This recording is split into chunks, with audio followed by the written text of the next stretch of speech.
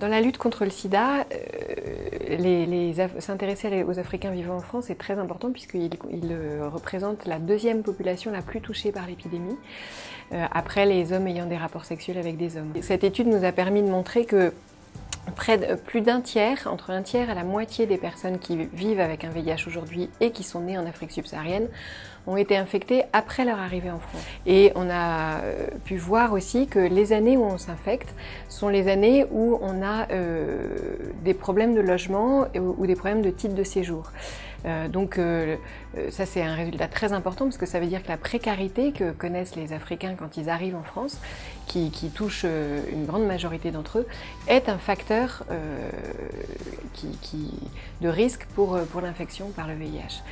Un autre résultat très important, ça a été de montrer que ces Africains attendent souvent 2 ans pour plus de la moitié d'entre eux avant d'avoir un dépistage et un diagnostic du VIH.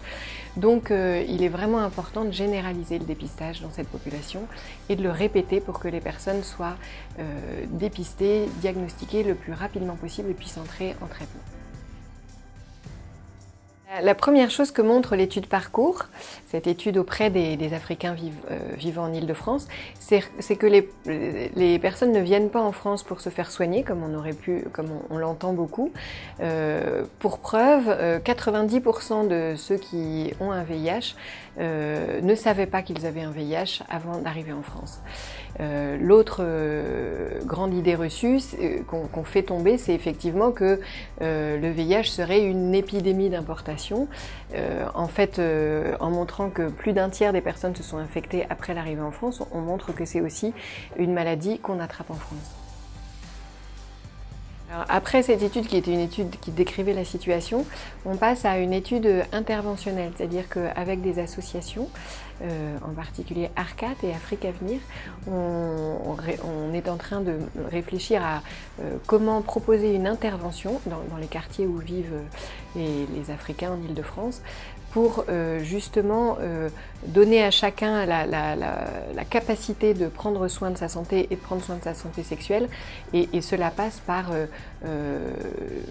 donner aux gens des ressources sociales aussi, justement, puisqu'on a montré que l'absence de ressources sociales conduit à prendre des risques sexuels.